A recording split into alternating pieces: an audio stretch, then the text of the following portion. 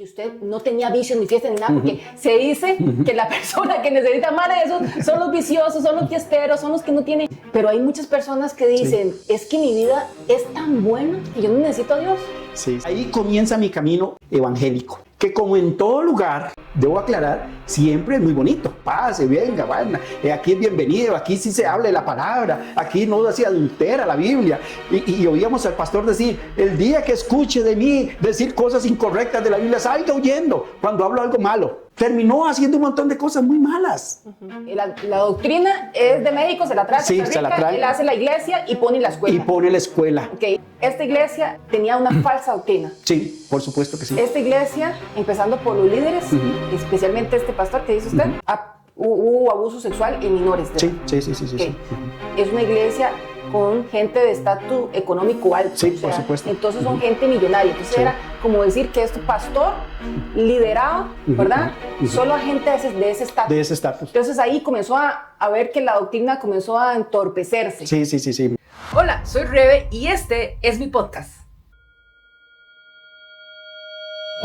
Hola mi gente, aquí nuevamente estoy con un amigo muy especial, Carlos Montero. Él nos va a contar una historia muy bonita, es un testimonio real. Él tiene un programa de radio que se llama Enciende Faro 360 y hoy nos va a contar su historia. Gracias, Carlos, por estar aquí. Gracias una vez más, porque hoy nos va a contar parte de tu vida. Bueno, muchas gracias, Rebeca, por invitarme a tu programa. De verdad que me siento muy contento, muy halagado, porque desde que te conocí hace unos meses en cuestión de trabajo, pues he visto en vos una persona especial, una persona muy trabajadora y creo que y concuerdo con eso, siempre estar ocupado, siempre estar trabajando, creo que es salud para la mente y para el cuerpo. Bueno, en fin, vamos a materia, al tema, mi vida y mi testimonio. Yo soy Carlos Montero Garita, el cuarto de 8 hermanos, somos oriundos de Barrio México, un lugar céntrico, ¿verdad?, en la capital, por la gente que pues a veces nos escucha de muchos lados. Barrio México es un lugar en el centro de la capital, soy citadino 100%. Bueno, nací en la iglesia católica, como todas las familias, creo que en Costa Rica, en esa época. Una vida normal, un chico feliz. La verdad que mis papás muy trabajadores, muy valientes. Mi papá, don Juan, y mi mamá, María Elena, gente valientísima, trabajadora, honesta, gente que nos enseñó a trabajar de verdad y a no robarle nada a nadie, ni a quitarle nada a nadie, que eso era muy importante, ¿verdad? Eran principios muy importantes en esa época, más que el estudio y muchas otras cosas. Increíble, pero así era, ¿verdad? Había tanta necesidad y todo eso que el estudio era como algo que no era tan cerca, ¿verdad? No estaba tan cerca. Sin embargo, por lo menos yo sí estudié en el colegio y tuve muchos otros cursos de computación y otras cosas que pues eso sí la vida sí me dio. Bueno, eso sí a grandes rasgos mi vida, ¿verdad? De niño y adolescente, muy feliz, una persona, se lo digo, no recuerdo pasajes muy tristes de mi vida del chico. Ya, modestia aparte, tengo que decirlo, éramos familia muy humilde, pero vieras que no me acuerdo de haber tenido así pasajes en mi vida muy tristes. Vieras que no, más bien casi que tuvimos muchas cosas de familia, ¿verdad? Que en aquel tiempo era difícil, pero nosotros tuvimos televisor, tuvimos equipo de sonido, tuvimos todas las cosas y la verdad que muy feliz, ¿verdad? Muy feliz de ser un chico que mis papás lucharon y se esforzaron por eso, ¿verdad? Sin embargo, quiero decir que todo ese proceso nunca me llevó a ser una persona interesada en las cosas del Señor, jamás. Yo era un niño como cualquier otro. Es más, quería ser jugador de fútbol, jugué en las ligas menores de Barrio México, todas en Mosca, infantil, juvenil y en la reserva, y iba muy bien avanzado ahí para llegar pude haber llegado a ser un jugador de primera división y todo, pero bueno, los planes de Dios siempre son otros, ¿verdad? A veces uno cree que uno dice, esto es lo que voy a hacer, y no es así, no es así. El Señor siempre tiene otros planes para uno, ¿verdad? Entonces uno siempre tiene que estar pendiente, ¿verdad? Y ojo al Cristo, como dicen, ¿qué son los planes que Dios tiene para uno, ¿verdad? Porque uno cree que esto es lo que yo quiero hacer y me empeño en eso, y a la postre pudo haber llegado a jugar fútbol, pero también pudo haber sido una persona infeliz, ¿verdad? Porque uno ve, ¿no? en todos los deportistas muchas veces. Ojo, no estoy hablando del deporte en sí mismo, estoy hablando de la vida que llevan paralela al deporte, ¿verdad? Que muchas veces se desvían muchos muchachos a vicios y muchas otras cosas. A lo mejor quizá hubiera llegado a ser un futbolista, pero tal vez no feliz. Ahora me siento feliz como un hombre ya adulto, como un hombre ya casado, con hijos, con nietos y todo eso. Me siento un hombre más realizado, ¿verdad? Y no me quejo de que no llegué a jugar fútbol. Dios no lo quiso así. Y entonces sí, Ya como a los 20 años, yo creo que ya ahí podemos empezar mi vida cristiana, ¿verdad? Mi vida ya de conocer al Señor. Tenía un amigo muy querido que lo había visto muy mal, andaba en vicios muy, muy terribles. Él se llamaba Carlos, igual que yo. Y le doy la honra y la gloria al Señor, pero sé que ese hombre fue el que Dios usó para ganarme para Cristo. Nos topamos en un barrio aquí del sur y yo lo vi, me extrañó ese hombre. Yo cuando lo había visto muy mal, ¿verdad? En vicios y todo, y lo veo en aquel cambio radical, ¿verdad? Y digo yo, ¿qué pasó con este hombre? Y claro que me acerqué a él y conversé, ¿cómo vas? ¿Cómo te ha ido? ¿Qué ha pasado? Y él me dice, mira, acepté a Jesucristo. Para mí el que yo aceptara a Jesucristo no sabía ni qué era, yo no, nada de eso. A pesar de que era católico. Sí, sí, claro. A pesar de que se había a oídas. Sí, porque uno, claro, uno en la iglesia católica, usted va a la iglesia y va en Semana Santa y en Navidad, pero eso era todo lo que significaba para uno la religión. Pero nada, es un encuentro personal con el Señor, eso es otra cosa, otra dimensión, ¿verdad? Y uno no la sabe. Entonces, este hombre me hablaba y yo decía, ¿qué me está hablando este tipo? Seguro me está hablando en otro idioma, porque yo decía, ¿qué es esto? Yo no sé ni qué me está hablando. Entonces, para ir resumiendo, nos quedamos de ver un día después, una semana después, en nuestra casa, que ya yo era casado y todo, y lo invitamos. Yo le decía a Sarita, ¿qué va a venir?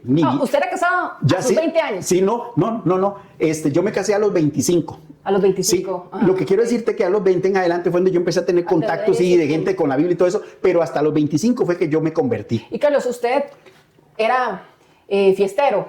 ¿Tenía algún vicio o tenías una vida normal antes de conocer a Cristo? Eso es muy interesante y vale la pena recalcarlo. Te voy a decir por qué. Porque hay la tendencia y la idea de que tienes que ser un borracho, un alcohólico, un vicioso para aceptar a Jesucristo. No es cierto. Okay. ¿No? A mí no me pasó así. Yo era un hombre muy deportista, muy saludable, una persona que no fumaba, no tomaba, nada de eso. Yo no conocí nada de eso, Rebeca, vieras qué curioso. Pero era pecador.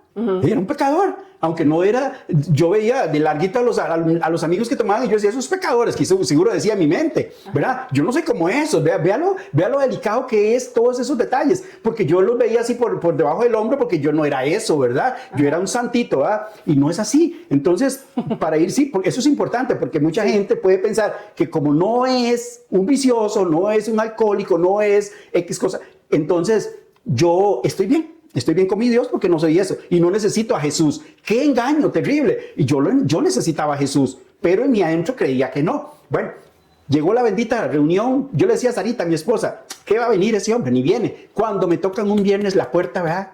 Y nos asomamos por la ventana, le digo a Sarita, es Carlos, vino siempre, ¿verdad? En todo claro, era un amigo muy querido, pero yo no creía en nada de eso. Y lo dejé pasar a la casa, nos sentábamos, conversamos y él me empezó a hablar de la palabra. Todo aquel ya tarde-noche fue de la pura Biblia.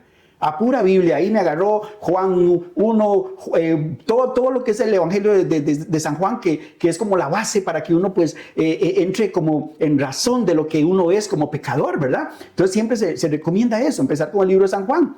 Y lo leímos y lo vimos y me pasaba versículos y a mí me sorprendía ver él cómo era tan habilidoso con la Biblia, porque yo eso ni nunca la había tocado en mi vida. Y eso sí me sorprendió mucho y me llamó mucho la atención. Al final de la noche, ¿verdad? Cuando ya era el clímax de la reunión, él me dice, bueno, Carlos, aquí solo queda una cosa, tomar una decisión. Debes de tomar una decisión. No me obligó, no me presionó a hacerlo. Me dice, usted lo tiene que hacer. Ya yo cumplí mi parte. Le prediqué el Evangelio. Ahora usted tiene que hacer su parte. ¿Te gustaría recibir a Jesús? ¿Crees que necesitas a Jesús? Y con todo aquello que me había explicado, por supuesto, le digo, por supuesto que necesito a Jesús. Yo tenía otra idea de Jesús, yo tenía otra idea de mi vida. Yo creía que era bueno, que era una persona muy buena en promedio. Y me di cuenta, ese día me desnudó la palabra y me di cuenta que era un pecador, que necesitaba a Jesucristo, porque si yo moría un día después, o ese mismo día, o esa misma noche, iba a ir al infierno. Y yo eso no lo sabía. Yo ni por mi mente. Entonces eso era impactante para mí. Entonces le digo, claro que necesito recibir a Jesús. Yo no quiero pasar una noche más, un día más sin tener a Jesús en mi corazón, porque si me pasa algo, voy a ir al infierno. ¿Verdad? Y sí, recibí a Jesús. Y quiero decir que no fue nada extraordinario, no fue que se movió la casa, ni que no fue, ni sentí nada de eso. Fue una decisión clara y sencilla. Él me hizo repetir la oración y yo recibí a Jesucristo ese día. Eso es muy importante porque he estado con personas, Carlos, y tal vez usted nos puede explicar un poquito, ya que usted tiene el testimonio de que usted no tenía vicios ni fiestas ni nada, porque se dice que la persona que necesita más de eso son los viciosos, son los fiesteros, son los que no tienen, no tienen una vida, una relación con Dios, ¿verdad? Etcétera. Pero hay muchas personas que dicen, es que mi vida es tan buena, ¿verdad? Es tan genial que yo no necesito a Dios. Sí, sí. Esa es una, ¿verdad? La otra que también he escuchado es, yo no tengo que arrepentirme de nada, ¿verdad? Wow, sí, porque yo estoy bien. No tengo, o sea, yo no siento arrepentimiento. Me hablan de Jesús, me hablan de Dios, esto y el otro, pero yo no siento arrepentimiento. Y lo digo porque yo he escuchado de una amiga que le he intentado evangelizar una y otra vez, ¿verdad? Claro. Y ella me dice, no, Rebe, es que yo conozco a Dios. ¿Verdad? Yo crecí en una iglesia evangélica también, ¿verdad? Entonces, ¿verdad? Tengo familia evangélica y todo, pero yo no siento el arrepentimiento. Entonces, es muy importante porque yo creo que tal vez ahora en esta sociedad, en la actualidad, las personas no están siendo no son conscientes, ¿verdad? De que hay un infierno. Claro, de que el infierno es real, ¿verdad? Que es tal cual, ¿verdad? ¿Usted qué piensa de eso? Bueno, muy buenas preguntas, claro. Y la primera que sí, te lo digo, yo era una persona que me creía, pensaba, caminaba y veía a los demás por debajo del hombro porque yo me consideraba una persona buena, una persona sana mental y emocionalmente, que no era un vicioso ni nada de eso, y no tomaba, no iba a lugares que acostumbraban los muchachos, ¿verdad? Como ir a un nightclub, a un pool y todo ese tipo de cosas, que era medio normal en aquella época, ¿verdad? Para aprender a hacerse hombre, hacerse aquí, y vamos, para que vea cómo era eso. Macho alfa. Sí, exactamente. Y esas malas amistades a veces te embarcan, como dice uno. Y entonces usted probó y probaba todas esas cosas. Muchos jóvenes hacían todo ese montón de tonterías impulsado y empujado por otros que lo obligaban a hacer eso para que se sintiera aceptado en el grupo. Y eso es un error garrafal. Yo nunca necesité eso. Sí, tengo que admitir que siempre tuve en mi mente un consejo de mi papá. Por eso es muy importante, los jóvenes escuchen a sus padres, escuchen esos consejos de los padres porque son importantísimos. Mi papá me decía siempre, nunca ande en grupos, porque si se jalan una torta, todos van colados en la torta. Me dice, perdone la expresión, pero si usted anda solo, usted es responsable de lo que usted está haciendo y no embarca a los demás. Y eso siempre me calaba ahí en mi mente, me calaba. Entonces yo, a pesar de que fui una persona que jugaba mucho fútbol y era un gran fiebre, yo terminaba el partido y me iba para mi casa. Yo veía a mis amigos que se iban juntos y yo para mi casa, porque siempre ese pensamiento de mi papá estaba en mi mente y me iba para la casa. Entonces eso me libró de muchas cosas, me libró de muchos peligros, me libró de muchos enredos, de muchos problemas que hoy los jóvenes no tienen esa madurez de ver. Ellos se embarcan, van juntos y pasan todo lo que sucede, ¿verdad? Hasta muertes y todo han sucedido porque van embarcados. Bueno, ese es el primer punto. Tenía que yo reconocer en algún momento a los pies de la cruz de Cristo de que yo sí era un pecador, que no necesitaba sentir que era un pecador. No, porque eso no es de sentir, es de aceptar y de creer, es por fe. Y eso es lo que muchas personas no entienden, que no es una cuestión de que usted va a sentir un día que se deba arrepentir. La Biblia no enseña eso, que usted deba sentir para arrepentirse. La palabra en sí misma te da la convicción de sentir, de creer, de que es un pecador. La misma palabra te va a demostrar y te va a desnudar de que eres un pecador. No solamente por el montón de testimonios de grandes hombres que están en la Biblia, sino por la misma vida de Jesucristo. Porque Él es el estándar que yo tengo que compararme. Si me comparo con otro hombre, estoy listo, porque todos pecaron. Pero si me comparo con Cristo o me quiero acercar a lo que era Cristo, ahí estoy frito. Entonces ahí sí llego yo a la conclusión de que sí era un pecador. Y ahí donde pegan muchas personas que no quieren aceptar por orgullo. Pero es una cuestión de orgullo de la persona, no porque la Escritura no lo diga, no porque la Escritura, el Espíritu de la misma palabra de Dios te convence de pecado. Eso es inevitable. El que es una persona honesta y sencilla, pero genuina, se sienta a leer la Escritura, va a entender y va a creer y va a recibir que es un pecador. Porque el mismo Cristo es el que más habla del infierno. Curiosamente, Él muere por usted y por mí en la cruz, pero también es el que más habla del infierno. Ningún otro personaje en la Biblia habla más del infierno que el mismo Jesús. Entonces, ¿cómo no va a ser cierto? ¿Cómo no va a ser verdad? Entonces, yo sí llegué a esa conclusión y tuve que bajar todo ese estándar que yo creía que tenía, todo ese orgullo y toda esa vanidad que me creía, se vino al suelo. Porque yo sabía que era un pecador. ¿Sabe cuándo? Cuando a solas tengo pensamientos malos, tengo pensamientos sucios, tengo pensamientos que no están bien. Y si esa persona que es amiga suya o cualquiera dice que no tiene pensamientos nunca en su mente sucios, es el mentiroso más grande. Sí. Entonces es mejor aceptarlo y pedir perdón. Es más fácil. Es más fácil. Porque el Señor te va a perdonar porque ve tu corazón. Y eso me pasó a mí. Soy un testigo fiel, real y verdadero de que tuve que bajar todo ese orgullo y toda esa vanidad mía porque yo creía que era un angelito. ¿Ves? Entonces acepto a Jesús, recibo al Señor y empiezo a ir a un grupo, a una célula ahí en uno de los barrios del sur, muy bonita, muy bonita. Ahí comienza tu travesía. Ahí comienza mi camino evangélico. Okay. ¿Verdad? Que como en todo lugar, debo aclarar, siempre es muy bonito. Siempre el recibimiento es muy bonito, muy cálido, muy caluroso. Pase, venga, vaya. Aquí es bienvenido, aquí sí se habla de la palabra, aquí no se adultera la Biblia. Y oíamos al pastor decir, el día que escuche de mí decir cosas incorrectas de la Biblia, salga huyendo cuando hablo algo malo. Terminó haciendo un montón de cosas muy malas. Terminó haciendo cosas terribles. Okay. Hasta en la cárcel llegó a ser. Vea qué terrible. Y el cuidado que hay que tener de todo eso. Porque uno se va a ciegas, Rebeca. Es que lo más triste, ¿sabe qué es? Que en ese momento somos inocentes. Somos personas que estamos empezando en la escritura. No sabemos nada. Estamos empezando a dar los primeros pasos. Y terminan cosas terribles. Entonces eso es muy, muy delicado porque eso sí te puede afectar emocionalmente.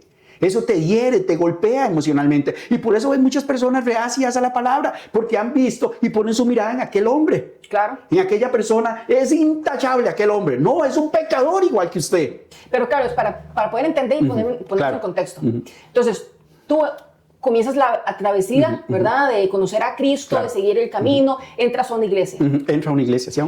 Esa iglesia, ¿qué fue? ¿Qué pasó ahí? ¿Cómo fue tu relación con Dios en ese momento?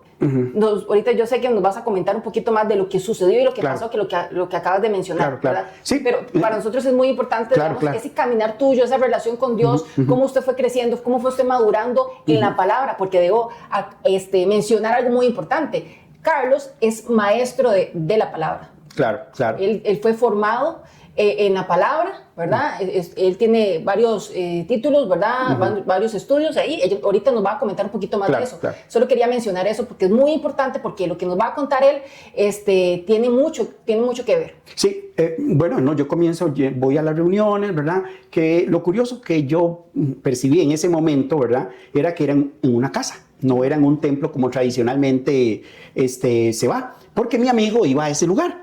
¿Ves? Entonces era mi amigo, yo acepto a Jesús con él, él me invita a la reunión y pues obviamente que yo feliz de la vida fui a la reunión. Éramos alrededor de unas 30 personas las que habían en la sala de esa casa, ¿verdad? Y ya llegó el pastor, de pura conciencia se llamaba igual que yo, y dio la prédica muy bonita, nos motivaba mucho a leer la escritura. Lean la escritura. Y eso fue muy bueno. En realidad, en un principio, eso fue muy importante. Fue la base que hizo lo que yo soy hoy, ¿verdad? Porque si un pastor no te motiva, no te induce a escuchar, a escudriñar, a comerse la palabra, pues está mal, ¿verdad? Eso pienso que es lo más importante. Entonces empezamos a leer mucho. Yo me iba para mi casa, después leía el estudio otra vez, lo repasaba. Todo eso lo atesoraba en mi corazón porque era muy concordante con la escritura. Como él hablaba de lo que decía y su vida y todo eso, ojo, porque todo eso era muy visible y era real, ¿verdad? Por lo menos hasta ese momento, ¿verdad? Claro. Y en ese cuento me llevé como 8 o 10 años, ¿verdad? Yendo a ese grupo, que sí, se pasó a otros lugares hasta que se llegó a un local más grande. Más grande. ¿Verdad? Bueno, ahí por Sabana Sur. Consolidarse en una iglesia. Sí, ya como que éramos más, entonces el grupo dijo, bueno, vamos a tener que irnos a un lugar más grande, ya no cabemos aquí, etcétera. Además, había ya el ruido, era un barrio, entonces sí había un poco de ruido y aunque no se cantaba mucho y todo eso, pero el haber 30, 40 personas en una casa, pues sí, ocasionaba un ruido, ¿verdad? Entonces tuvimos que trasladarnos allá por Sabana, por ahí por la Contraloría, que se alquiló una casa muy bonita también, no era un local, pero era una casa bien amplia y con un salón grandísimo, entonces ahí se hacían las reuniones. Entonces ahí todavía ahí todo estaba muy bien, empecé a recibir un discipulado, ¿verdad? Con ellos ya habían otros maestros ahí que nos encargaban y nos tocaba pues ir a ese discipulado, parejas, ¿verdad? Eran matrimonios en un lugar y solteros en otro lado, etcétera, etcétera. Toda la organización bien, aparentemente todo en orden, todo muy bonito, todo bien. Hasta ahí todo iba excelentemente bien, ¿verdad? De un momento a otro, la iglesia da un salto que nos dejó a los que estábamos desde algunos años, ¿verdad? Muy sorprendidos porque todo parecía ir bien y el salto era que de Sabana Sur, ¿sí? Que es por la Contraloría, a Sabana Norte, allá por Romser. Ajá. Ya fue un salto mayor, un salto muy grande. Bueno, ya era la iglesia, vamos para allá, en fin, ¿verdad? Pero pasó algo muy curioso. El pastor separó la iglesia. Un grupo se fue con él para el lado de Romuser, dejó un pastor, que por cierto era primo mío, a este lado, del lado del sur, con otro grupo. Pero lo vimos normal. Está no bien. había nada raro ahí. Sí, todavía no había nada extraño. Él dijo, no es que me voy a ir, sino voy a estar reuniéndome y voy a estar haciendo conferencias y ustedes van a estar yendo, etcétera, etcétera. Bueno, está bien, todo muy bien. Pero sí vimos el cambio, sí notamos un cambio ya cuando él se fue al lado de Romuser y toda esa zona, ¿verdad? Como más pudiente, como que empezó a llegar gente más, económicamente más pudiente, ¿verdad? Yo no puedo decir que él iba buscando eso, jamás, ni voy a meterme en ese tema de que si él iba buscando o no, pero las evidencias hablan por sí solas, ¿verdad? Entonces sí hubo un cambio muy fuerte. Carlos, perdón que te interrumpa ahí. Pudiente se refiere gente con buena adquisición, estatus económico es alto. Correcto, a eso me refiero. Ya era gente millonaria. Gente más, y ya te digo, yo no tengo nada en contra de gente así, solo lo que te digo es lo que sucedió. La iglesia dio un giro completamente y el pastor se fue por ese lado, con esa gente, con ese grupo, lo cual fue una realidad, no estoy hablando nada que no fue, y los que nos quedamos el grupo de este lado, continuamos siempre adheridos a la iglesia, ¿verdad? Porque éramos parte de la iglesia, pero sí ya no teníamos un contacto tan directo con el pastor. Ya él se fue separando. De Romuser se fue a Belén. Y ya se quedó por ese lado de Cariari, la zona de Cariari, todo ahí. Entonces ya fue más evidente que algo estaba sucediendo, ¿verdad? Por ahí empezamos nosotros ya a pensar en irnos. Ya no nos gustó el asunto, no porque nos hayan dejado a un lado, sino porque era evidente que el grupo se estaba dividiendo en algo diferente, ¿verdad? Ya no era aquello que habíamos comenzado en una casa, que fue muy bonito, que fue una doctrina muy sana, muy saludable para todos espiritualmente, sino que ya vimos un cambio muy fuerte, ¿verdad? Y eso, cuando ya después que nosotros nos retiramos, todavía nos quedamos un poco de años más, como 5 años más, con el grupo de este lado. Sí, claro, nos quedamos y íbamos a las células, y íbamos a los discipulados y todo, porque habían unos maestros muy valiosos, muy valiosos, que valía la pena estar con ellos y seguirlos apoyando, ¿verdad? Y que teníamos la mirada en el Señor, ¿verdad? No en ninguna persona, porque si no eso hubiera sido más terrible, ¿verdad? Cuando nos reuníamos todo el grupo, ¿verdad? En alguna conferencia o que se hacía un partido de fútbol, una actividad y todo eso, ahí que nos veíamos todos, ahí sí notamos la diferencia ya del grupo más económicamente más pudiente que el grupo más humilde, ¿verdad? Lo cual no sé si es normal hoy día, porque ahora ya hay tantas cosas que ya uno ya no sabe ni qué creer, Rebeca. Ajá. Perdóname, pero yo hoy veo tanta cosa. Sí. Y yo eso sí, soy muy duro y muy fuerte a la hora de cuando yo estoy en los mensajes, porque el cristiano tiene que abrir sus ojos y su corazón y discernir la Escritura. Porque la Escritura nos advierte de todas esas cosas que van a pasar en el mundo y que están pasando, y la iglesia muchas veces sigue dormida ahí creyendo como borregos en todo lo que se diga, y no es así, a veces no es así, y eso sí es muy importante, ¿verdad? Entonces, para ir más o menos aterrizando esto de la iglesia, se terminó eso de complicar, y ya se vinieron muchos problemas, ya yo los escuché, ¿verdad? Entonces nosotros, mi familia, Sarita y yo y mis hijos, yo me retiré. Carlos, pero ¿qué fue lo que pasó en la iglesia? Sí. O sea, cuéntame un poco porque ¿qué fue lo que pasó ahí? Porque ustedes determinaron de decirse, ya no más, aquí mejor es retirarse, claro. Aquí mejor me voy para otra congregación, sí. ¿Verdad? ¿Qué fue ese declive que pasó ahí? Sí, es muy importante eso, porque te voy a decir, este grupo fundó una escuela. Ajá. ¿Verdad? Colegio y escuela, ¿verdad? Y entonces tratamos de averiguar cómo se podía llevar a nuestros hijos a la escuela, y cuando nos damos cuenta que el costo por hijo era enorme, era un costo elevadísimo, o sea, era no pueden ir, o sea, no puedes meter a tus hijos, ¿verdad? En esa escuela, era carísimo. Ok, la iglesia tenía una escuela. Sí, levantan una iglesia que era un tipo de una iglesia que se estaba, de escuela y todo eso, colegio, que se estaba llevando a cabo en México.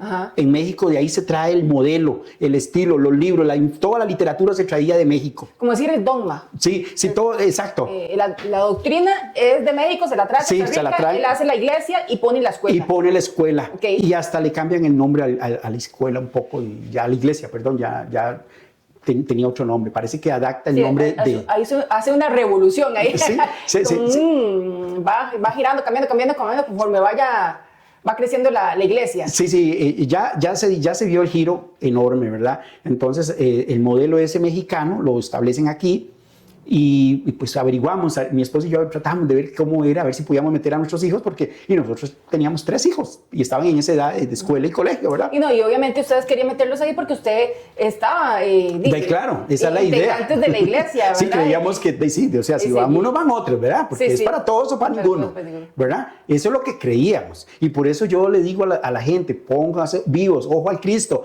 porque muchas veces las cosas son muy solapadas, no son tan abiertas ni directas. No te iban a decir, vos no puedes ir porque sos pobre, vos sí puedes ir porque sos rico. No te lo van a decir así jamás, porque si usted te lo dice más rápido te vas. Pero era obvio que no podías.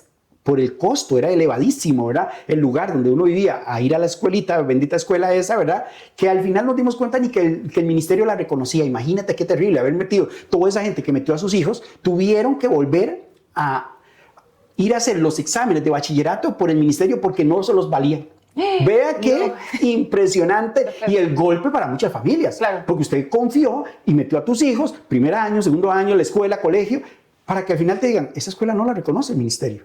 O sea, es un golpe económico, emocional, para las familias, por supuesto. y para los chicos. O sea, imagínense el trauma y la sensación de los hijos de decir, ya me graduaba yo de 5º año y saber que no voy a poderme graduar porque esta escuela no la reconoce el ministerio. Ni la parte educativa, digamos, de que... La parte educativa... Uno dice, bueno, yo salí de escuela, colegio, como se llame. Sí, ni se podía decir. Exacto. Sí, ¿con qué cara vas a decir? Yo salí de tal escuela... ¿Y quién es? Y no la reconocieron, porque eso era muy importante, porque pues aquí en Costa Rica sabemos que todo pasa por el filtro del Ministerio de Educación, y si no es aceptado, no sirve, aunque así sea el método más valioso y más poderoso, jamás. Sí. No pasa por el ministerio, con la aprobación no vale.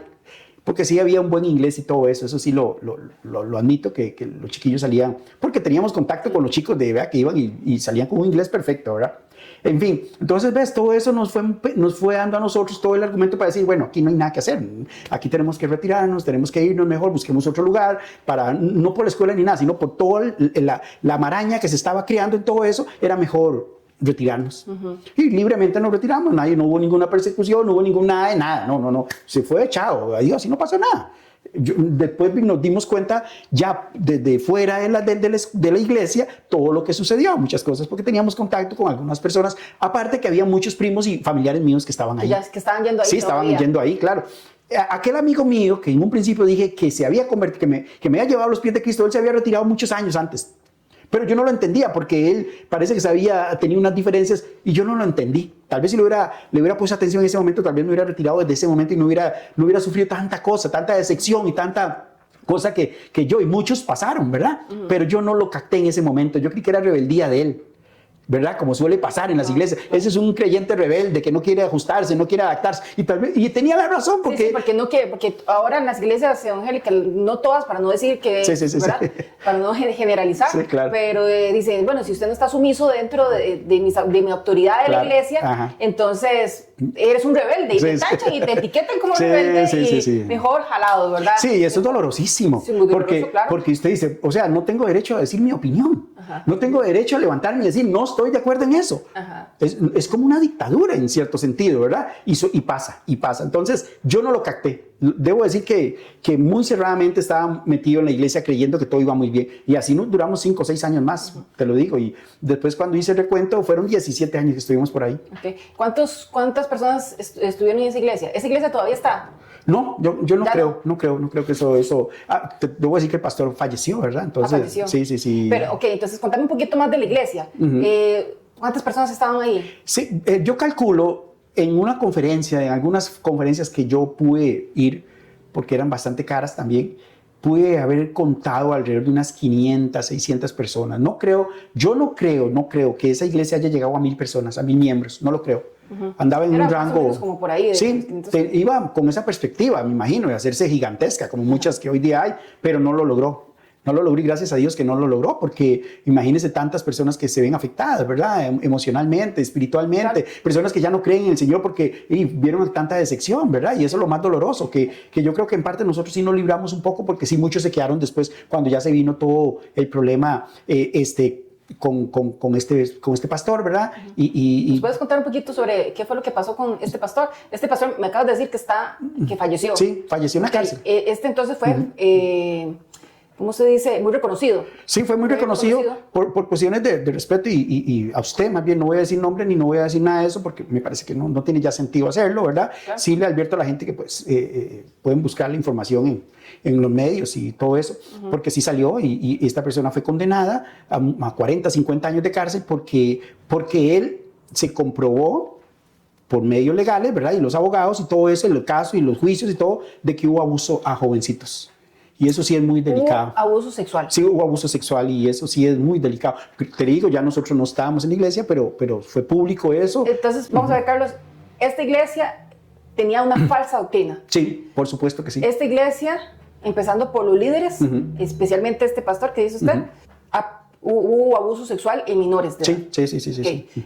Me estás hablando desde el principio de que esta persona es una iglesia con gente de estatus económico alto. Sí, por supuesto. Entonces son gente millonaria. Entonces Sí. era como decir que este pastor lideraba, ¿verdad? Solo a gente de ese estatus. De ese estatus. Entonces ahí comenzó a ver que la doctrina comenzó a entorpecerse. Sí. ¿Nos puedes contar un poquito más sobre eso? Sí, debo decir que ya yo no estaba en la iglesia como miembro de esa iglesia porque ya nosotros nos habíamos retirado, ¿verdad? Dije en un principio que la iglesia se había separado, una gente se había ido para Roma, Belén, Cariari y todo eso, y el otro grupito se había quedado por este lado del sur, que siguió ahí adelante unos años, unos meses y unos años más, pero después nosotros nos retiramos, ¿verdad? Y creo que ahí ese grupo se fue desapareciendo. Pero sí tenía contacto porque yo era mensajero.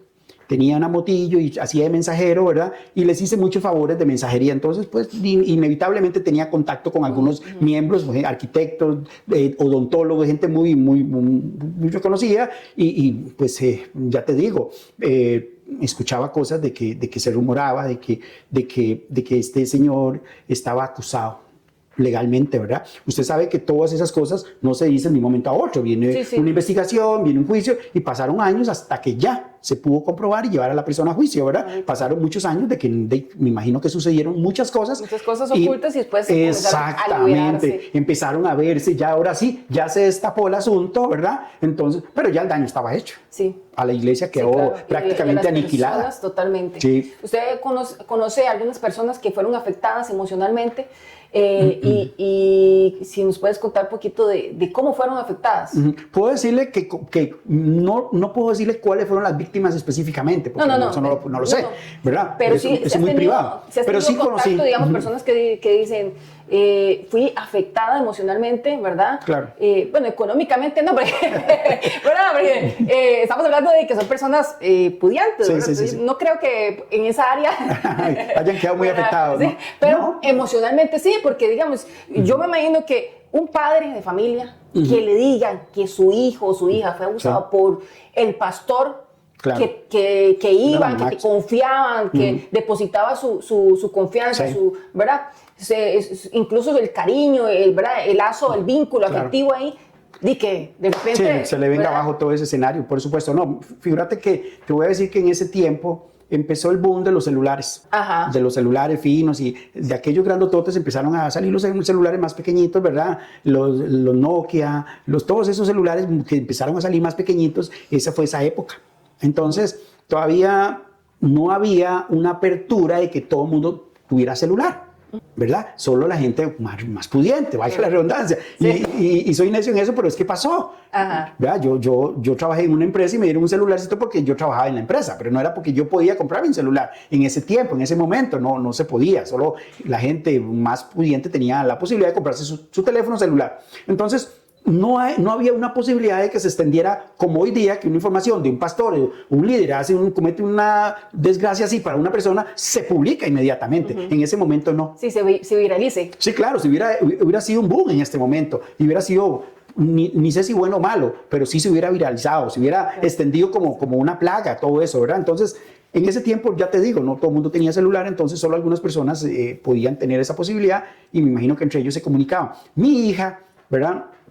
Me comentó, porque tenía años después contacto con algunos de los muchachos que eran de su generación, de su edad, donde ellos le decían, Connie, lo que pasó, te diste cuenta, lo que pasó, te diste cuenta, aquello, toda la situación que había pasado.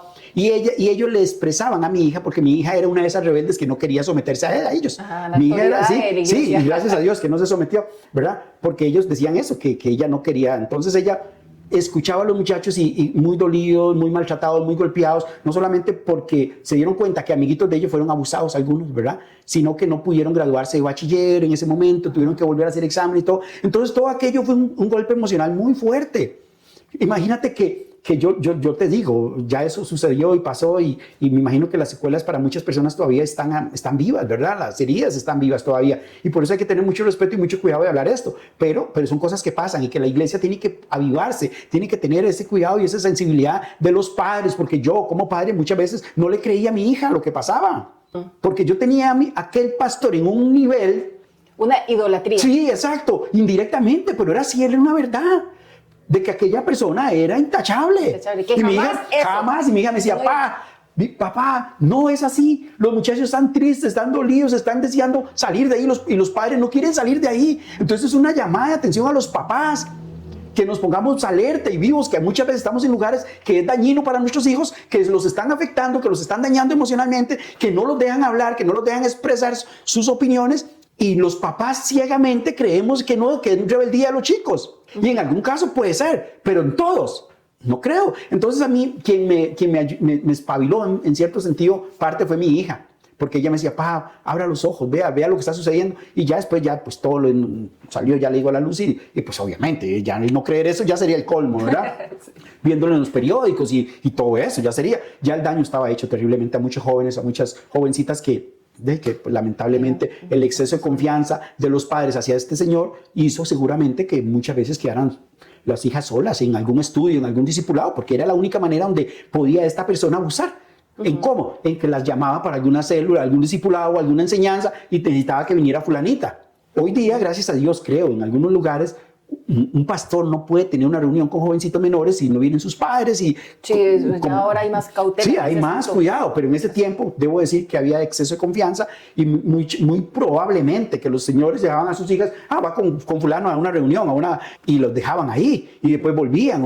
Y en esos momentos es muy probablemente que sucedieron muchas cosas, tristemente. Entonces también eso es una llamada de atención a los padres de que no importa el pastor que sea, es un ser humano, es un hombre y es carne. No es más, ahí no hay nadie santificado todavía. Hasta que el Señor no venga, no hay nadie aquí con un cuerpo santificado. Somos humanos. Somos humanos, sí. Y podemos caer y pecar. Entonces no dejen a sus hijos que vayan a ninguna reunión con un pastor, con un líder solas. Menos una chica, menos, ¿verdad? Yo fui testigo de ver esa situación. Porque la vi, una parte la vi lejos, una parte la vi un poco más cercana, pero sí pude ver el daño emocional, espiritual, y muchos de esos chicos quizás no crean en Dios, no quieran acercarse a Dios para nada. No. Fueron afectados completamente. Fueron afectados, sí. Sí, se ha dicho mucho por testimonios reales de jóvenes, que ahora, digamos, jóvenes que fueron a una iglesia y fueron abusados sexualmente, ya ellos no quieren nada con Dios, porque ellos asimilan la relación con Dios con lo que les pasó, ¿verdad? Sí. Y más si son chicos y chicas, ¿verdad? Menores, qué sé yo, de edades de 5 o 6 años, que fueron abusados sexualmente, claro, y en ese momento es un pequeño que no sabe, ¿verdad? No cómo reaccionar. No tienen experiencias como los tiene tal vez un adolescente, no saben cómo defenderse. Entonces van creciendo con esa cosa en su cabeza y al final de ellos dicen, no, a mí me fue abusado una pastora, ¿verdad? Porque hay mujeres también que abusan, o un pastor, o un apóstol, o un profeta, o llámese como usted quiera, un líder, o un ministro, llámese como usted quiera. Claro. Sí, yo creo, Rebeca, y si Dios permitió este momento, no es para venir aquí a juzgar a nadie, ¿verdad? Quiero aclarar, ni mucho menos, fue algo que se dio y yo lo vi. Y no puede nadie engañarme ni nadie decirme, estás inventando. No es nada que se inventó, fue real, fue verdadero. Y lamento muy dolorosamente que le haya sucedido a muchas familias eso, ¿verdad? Y que el estatus social no quita que cualquier joven sea pobre, sea rico, lo que sea, le pueda suceder eso. No hay ninguna diferencia. Un abusador, es un depredador y va a buscar el momento, la ocasión. O sea, todos los papás debemos de tener mucho cuidado. Y no se justifica Jamás, eso. Jamás. Eso por ser pastor, por ser ministro, por ser quien sea, millonario, lo que sea. Sí, no se justifica eso. Quizá más bien, Rebeca, más bien ese poder de autoridad hace que las personas lleguen a ese abuso, a ese convencimiento que pueden hacer, que pueden tocar, que pueden agarrar. ¿Por qué? Porque más bien ese poder les garantiza estar a solas, estar en ciertos lugares, estar en ciertos momentos, y eso más bien es peligroso. Más bien yo pienso siempre y creo que todo lo que se haga a la luz es mejor, ¿verdad? Todo lo que se haga transparente, todo lo que se haga delante donde hayan más testigos, siempre va a ser mejor para el bien del pastor, el maestro, el evangelista y para los demás. Todo lo que se hace por allá, separado, oculto, eso es peligroso. Es peligroso. Es muy peligroso. Yo creo que eso es una buena conclusión y creo que eso siempre va a ser una llamada de atención a los papás, ¿verdad? En ese tema, ¿verdad? No sé. Carlos, ¿y en qué terminó la iglesia? Así como para ir cerrando este tema, ¿verdad? ¿En qué paró? Ya se deshizo, se desintegró la iglesia, porque ya, bueno, obviamente ya todo el mundo se dio cuenta, claro. Me imagino que con estas noticias... Sí, es una iglesia que desaparece. Sí, es una iglesia que desaparece en el ámbito ya público y todo. Se deshizo completamente. Esa iglesia estaba muy, ya te digo, muy pegadita a una iglesia mexicana. Ajá. ¿Verdad? Obviamente que la parte mexicana, supongo que ahí todavía existe. Sí, me imagino que al romper lazos, ¿verdad? Cuando dice, eso pasó en Costa Rica, rompamos lazos y ellos siguen y... Que ese pastor se coma toda la bronca, un ejemplo, digamos, y nosotros nos libramos.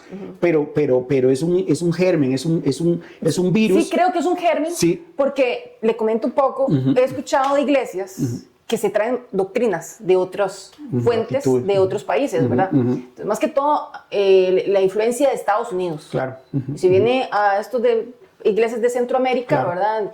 Con este asunto del movimiento de la prosperidad, el movimiento de la fe, ¿verdad? Engañan a un montón de gente, le hace someterse a ellos, ¿verdad? Engañándolos astutamente, sutilmente, y aquí es donde la gente... porque la gente no lee la Biblia, ¿verdad? Hay que ser claros con esto. Y digo esto porque a mí también me ha pasado, que yo hay momentos en que yo digo, a veces, perdón Dios, no soy fiel, porque no estoy leyendo la Biblia, pero yo no soy la única, o mis amigos, o conocidos, o quien sea. No son los únicos que tampoco leen la Biblia, ¿me explico? Eso le pasa a todo el mundo. Sí. Y hay que ser honesto con esto, a todo el mundo le pasa. Y es básico, Rebeca. Pero entonces, ¿qué pasa? Que entonces, usted que es maestro de la palabra, ¿verdad? Si no aprendemos de la Biblia, aunque sea lo básico, lo fundamental, los principios, nos hacen como quiera. Entonces llegamos a una iglesia y nos hacen como quiera. ¿verdad? Entonces creemos todo, lo que nos digan, porque como en mis podcasts anteriores hablamos de las creencias limitadas, ¿verdad? Limitantes, que es que nos imponen y todo es repetido. Entonces, como vemos que todo es repetido, se nos graba en el subconsciente. Y como se nos graba en el subconsciente y vemos resultados, porque si hablamos de resultados, todas las religiones dan resultados, ¿verdad? Es un hecho. Entonces, claro, vienen estas doctrinas y comienza ahí, repetición, y vemos que funciona y vemos resultados, y entonces ahí comienza a que el ser humano, ¿verdad? El seguidor de Cristo comienza a decaer en la parte espiritual, porque ahora todo es automático. ¿Me explico? Entonces, es como lo que le dicen cristiano light, el cristiano light. Claro. Todo está bien, mientras que a mí no me pasa nada, todo está bien. Pero cuando, ¡puf!, Dios le manda una pruebita, ahí es donde, ¿verdad? Ahí vemos quién es cristiano y quién no, ¿verdad? Pero eso es muy interesante porque aquí vemos donde la fragilidad del ser humano. Todos somos frágiles. Demasiado. Yo creo que dijiste algo muy importante y obviamente que cada persona mayor de edad es responsable de su vida, de sus actos, de la cuenta que le tiene que dar a Dios de su vida, ¿verdad? Y eso es un hecho. Pero sí es muy importante que los padres desde un principio, desde muy jovencitos a los hijos, les enseñemos la escritura, porque dice que ella es la que los va a sostener, ¿verdad? Instruye al niño en su camino y aun cuando fuere viejo no se apartará de él. Instruye. Si usted lee el libro de Génesis, ¿verdad?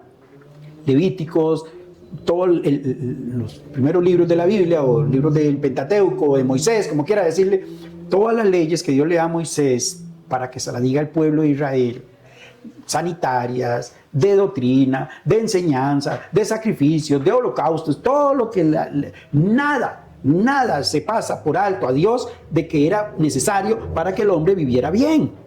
¿Verdad? Estamos hablando del pueblo de Israel que muchas veces pisoteó, dejó por fuera, ignoró, no le importó la ley que Dios le dio a Moisés, porque era lo que los iba a guiar. Bueno, ahora estamos en la época del Antiguo Testamento. No, estamos en la época del Nuevo Testamento, en la gracia. Estamos en esa dispensación de la gracia, el tiempo que Dios le da al ser humano para que se convierta, para que se arrepienta, para que venga a los pies de Cristo y le da todas las herramientas. ¿Cuál? La Biblia completa.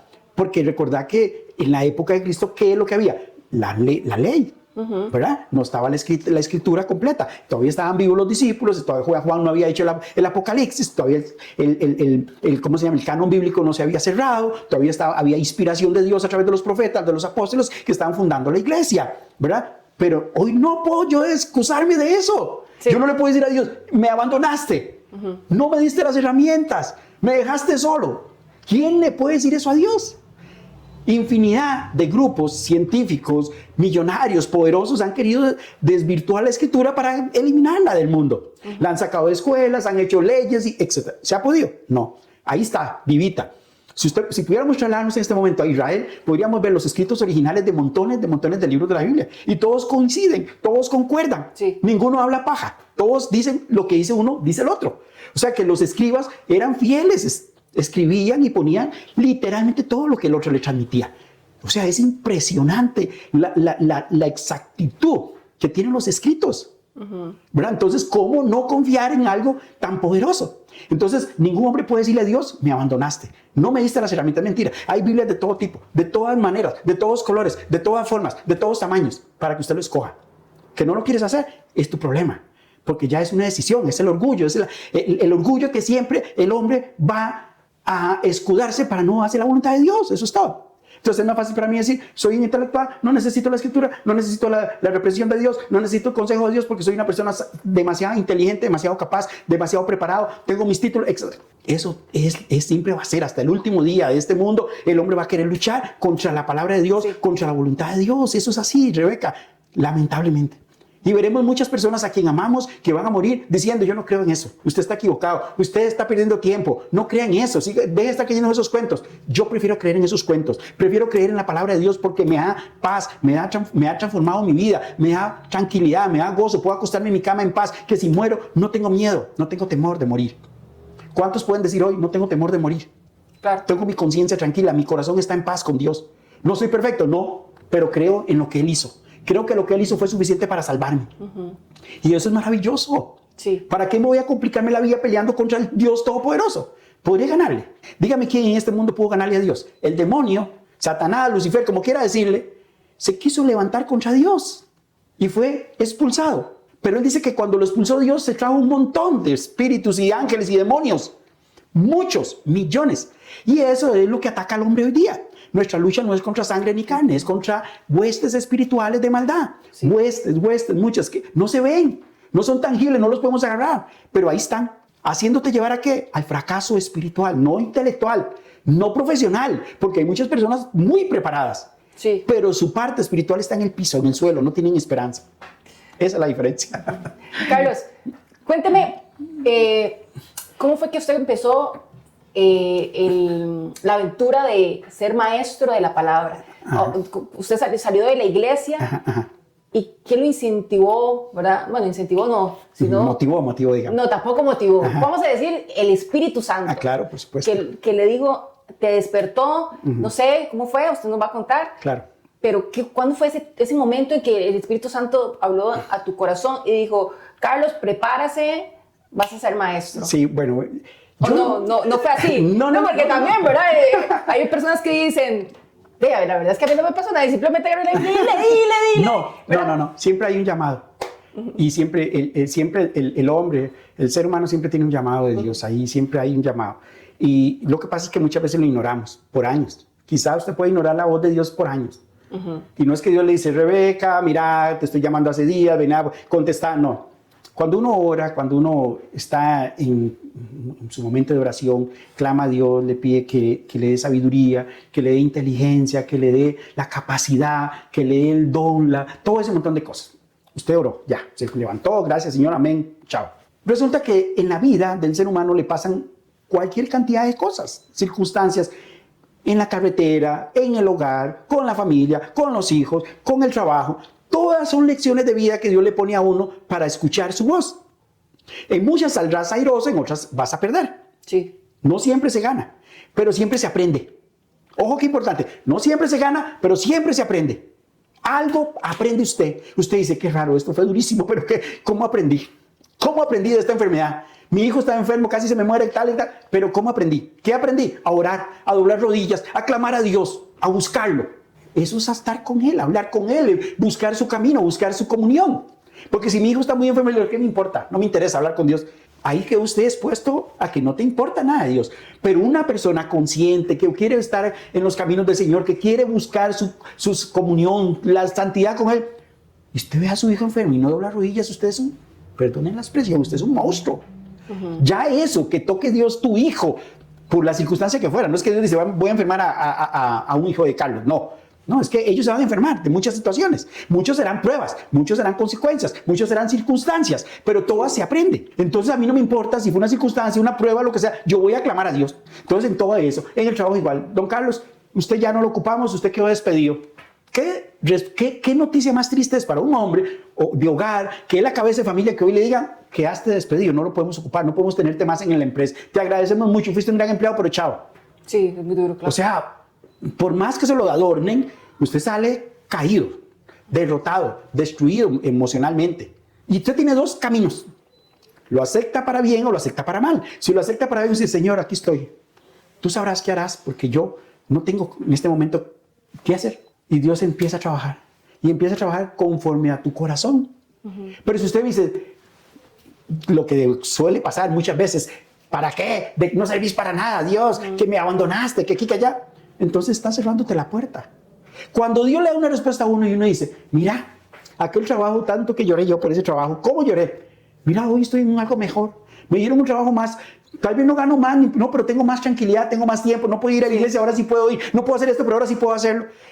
Oiga, no es ganancia que Dios te está dando. Y la gente todavía dice, ¿en qué te ha ayudado Dios? Y le muestra todo eso y no lo cree. Sí, entonces, ¿me entiendes? Yo siempre fui una persona así, ¿vea? Yo siempre fui una persona que pedía a Dios en todo momento. Yo iba manejando, iba en la moto, iba, Señor, ayúdame, Señor, sácame esta, Señor, ayúdame en esto. Yo sé que soy un desordenado, sé que esto, sé que allá, sé que gasté esto, sé que tal cosa, ¿verdad?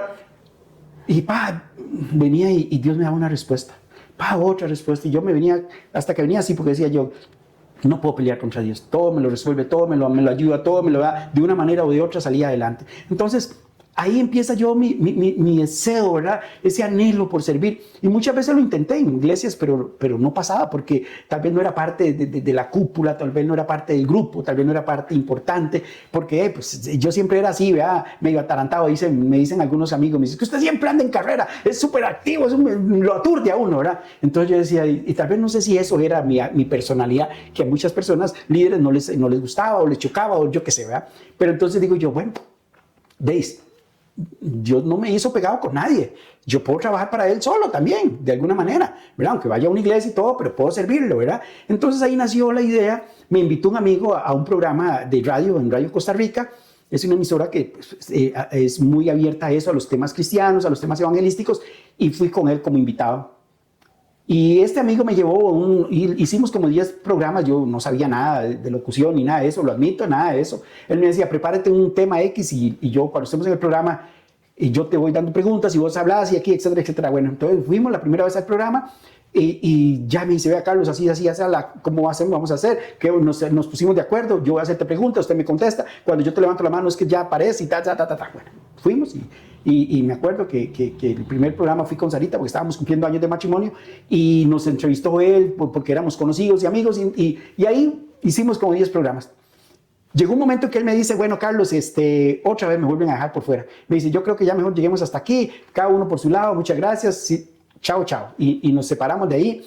Teníamos una doctrina muy diferente él y yo.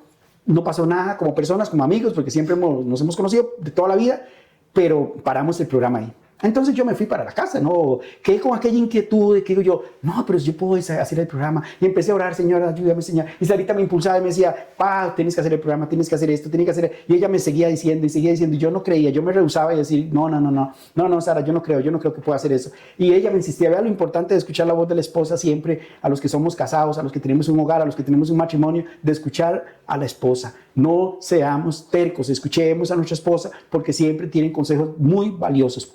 Lo admito, ¿verdad? Pero como todo hombre machista, como somos los ticos muchas veces, cerrados y creemos que tenemos la razón de todo y no tenemos que escuchar a la esposa, yo no le creía a ella. Pasaron como año y medio, 2 años, hasta que un día ya le dije, ya, no más. Si Dios quiere de verdad que yo haga el programa, vamos a ir a ver qué pasó. Entonces hablamos con el dueño de la emisora y me dice, por supuesto, claro, vení, yo te voy a ayudar y vamos a montar el programa así. Ya me dio toda, dice, busques el nombre, ore mucho, pídale a Dios a ver cuál es el nombre que quieres ponerle. Entonces, entre muchos encontré que orando le decía, vi un faro, ¿verdad? Y me encantan los faros, ¿verdad? Esos faros que ponen en los puertos, ¿verdad? Con la luz, ¿verdad? Entonces yo veía que el faro hacía la luz a un solo lado, hacia el mar, ¿verdad? Pero yo no veía que la luz del faro diera todo el giro, ¿verdad? Toda la vuelta. Entonces le digo yo, enciende faro 360. ¿Por qué? Porque la luz que nosotros tenemos que llevar tiene que girar por todo el mundo, para todos por igual. Ahí nace tu programa. Ahí nace el programa Enciende Faro 360, que está muy nuevo, por cierto, tiene como 5 meses. No es nada de años, ¿verdad? Pero muy contento porque tengo una hora, una vez a la semana, y dar un mensaje. Yo lo preparo, lo estudio, busco las citas y todo, y voy al programa en vivo todos los miércoles a las 3 de la tarde. De paso los invito para que lo puedan ver. Y, ¿cómo se llama? Hago la prédica ahí, en una forma de prédica, de estudio, ¿verdad? Y pues ahí hemos estado y muy contentos porque a la gente le gusta, la gente me escribe, la gente me dice siga adelante, me interesa mucho, claro. Qué bonito, qué fuerte, qué valiente, siga adelante. Entonces eso lo motiva a uno de que va bien por el camino, ¿verdad? Adelante, que va así, que todos muchos me dicen ore mucho para que no te salgas nunca de la línea como tiene que ser, no ofenda a nadie, no juzgue a nadie, no critique, aunque sí yo soy muy fuerte en eso, pero trato de no criticar a nadie ni a nadie por nombre, jamás. ¿Verdad? Porque yo, en ese sentido yo soy igual un hombre, entonces puedo caer en ese error. Entonces, Carlos, ¿y en qué consiste el programa? Sí, bueno, por eso te digo, el programa... ¿Cuál es la línea del programa? Es muy evangelístico. Muy evangelístico, es casi una prédica, diría yo, ¿verdad? Me hablabas ahora de dónde es que he estudiado, ¿verdad? Dónde es que he tenido yo mis cursos y toda esa preparación de años. Bueno, pues me metí en internet y había un seminario bíblico que se llama BBN, ¿verdad?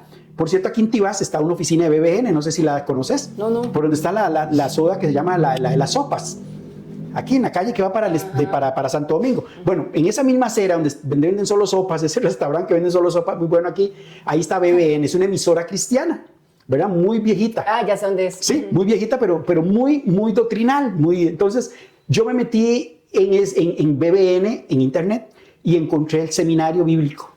Me interesó, me metí, me inscribí, me puse toda la información y todo, y entonces ya quedé inscrito en el seminario, ¿verdad? Y sale un chorro ahí de cursos. Usted agarra el primero, se mete, escucha la charla, y te hacen un examen, una evaluación por cada charla. Y esa evaluación consiste en 15 o 30 preguntas. Usted las contesta, te dan la calificación, y si pasas el curso, te dan un título. Si no, tienes que volverlo a repetir. Si no lo pasas, no te dan título hasta que lo pases. Y yo como 4 o 5 años estuve seguido haciendo, llegué a tener más de 100 cursos de todo tipo bíblico, de todos los temas, de familia, doctrinales, evangelísticos, de profetas, de salmistas, de todo tipo de temas. Entonces me he ido preparando muchos años en eso, ¿verdad? Y cuando se me presentó el programa, entonces digo yo, bueno, por algo yo hice esos años. Este es el momento. Sí, digo yo, ¿para qué hice? Claro, digo yo, ¿para qué hice todos estos 4 años, todo ese montón de cursos, si no los voy a poner en práctica? Claro. ¿Verdad? Era la base de lo que era la respuesta y la base de lo que yo necesitaba. Entonces ya... Y como parte responsable también claro, con Dios. Por supuesto, porque el llamado es para todos, ¿verdad? Si usted lee el libro de Mateo, no dice Carlos o Rebeca o Sara, no dice ir por el mundo y hacer discípulos a todas las naciones, a todos los hombres, a toda la humanidad. No dice que solo a unos, no, y le pone la responsabilidad a todos los seres humanos. Entonces, tu programa es un programa evangelístico, es un programa que tiene un poco de eso, tiene un poco también de la sensibilidad de la salud mental de las personas, pero también tiene su parte evangelística. El mío es más evangelístico, más bíblico, más doctrinal, y en ese sentido, pero todo ayuda a que el ser humano tenga las posibilidades de que cuando abre la internet vea cosas valiosas, porque está cundida la internet de basura. Sí, total. Lamentablemente. Y eso sí hay que decirlo. Sí, confusión también, doctrinal. Claro, estamos batallando con todo eso. Es una mezcla de ¿cómo se dice? De palabra de Dios junto Sí. con nueva era y, Sí. ¿verdad? Muy solapada, pero está. Entonces, los jóvenes... Muy solapada, sí. Sí, los jóvenes que no leen la escritura, lamentablemente, son fácil presa. Muy fácil. Entonces, por eso hay que leer mucho la escritura, hay que estar estudiando, hay que escudriñar para que ella pues te ilumine y te dé esa luz como el faro que yo te decía, ¿verdad? Que ilumine a toda la humanidad. Por eso es un faro que da todo el giro. No es un faro que da solo 180 grados, no, todos los 360 para que la luz caiga todo.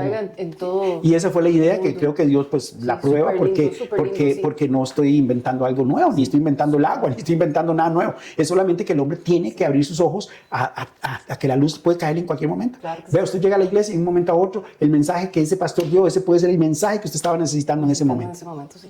Y así es la Biblia, así es de especial y de viva y eficaz. En cualquier momento te toca su corazón.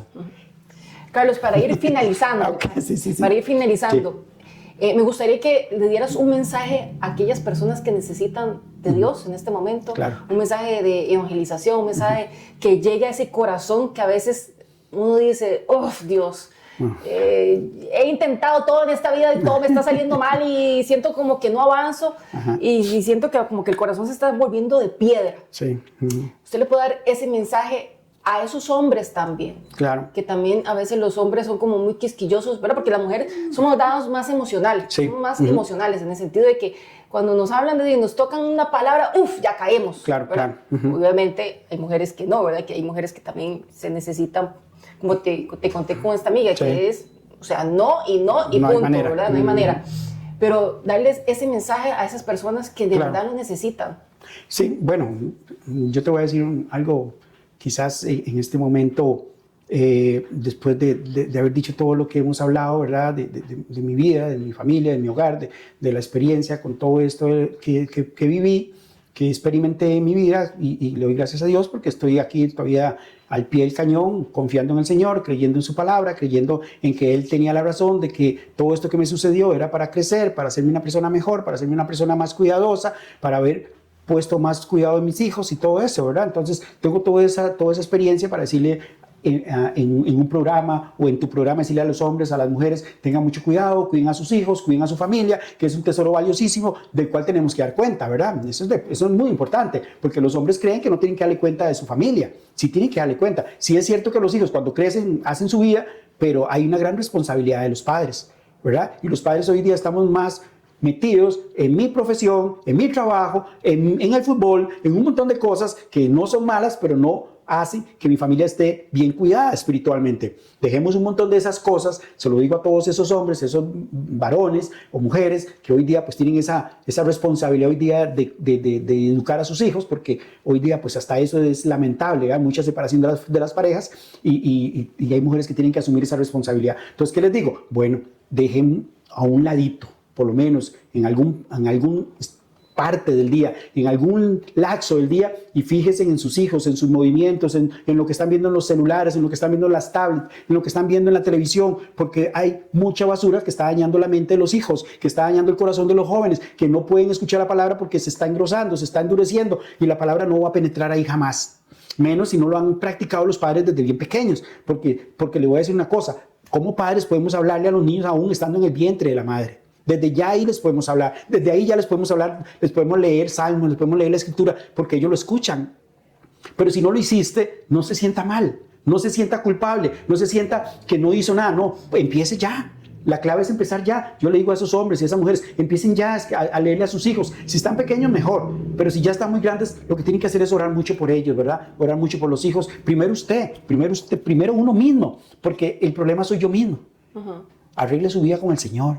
Arregle su vida con el Señor, arregle su vida con el Señor, porque esa es la clave fundamental para que usted pueda tener autoridad de Dios y poder enseñar a sus hijos, poderlos curar, poderles darle esa cobertura del Espíritu Santo de Dios para cuando usted ora de verdad los está cubriendo. Soy un testigo fiel y claro de la oración, ha sido eficaz para mis hijos cuando yo he orado por ellos constantemente. Son años de orar por mis hijos y yo no puedo dudar ni un centímetro en mi vida de que Dios los ha protegido y los ha cuidado. Entonces ese es el consejo que les doy.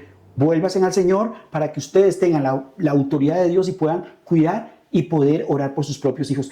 Si son pequeños, hay chance. Háblenles, abren la escritura, ellos lo entienden todo. Si usted dice que está leyéndole la escritura y no entienden, no es cierto. Ellos todo lo entienden, todo lo comprenden, todo lo captan. Así es que no es una excusa. Cómprese una Biblia, busque una Biblia o se la regalamos, eso no hay ningún problema. Mi número es el 72281319. Si no tiene una Biblia, yo con mucho gusto se la regalo. He regalado muchas Biblias a mucha gente. Así es que una más no es nada. Y pues un abrazo, gracias más bien a Rebeca por darme la oportunidad de estar aquí y poder conversar con usted y con su público, ¿verdad? Que no lo conozco, pero ya es parte de mi vida. Pues agradecido con Dios primero y con vos para que pues este programa pues te siga siendo muy bueno, que tenga mucho fruto y que sigas adelante. Muchas gracias, Carlos. Le agradezco de verdad, de corazón. Chicos y chicas, amigos, muchísimas gracias por llegar hasta aquí, hasta el final. Ya saben dónde, igualmente, yo los voy a poner aquí abajo, donde localizar a Carlos, ¿verdad? Ha sido una experiencia muy bonita en este tiempo, en este momento. Así que si les ha gustado, comparte este video y nos vemos en el siguiente podcast. Les mando un abrazo y que Dios los bendiga. Bye.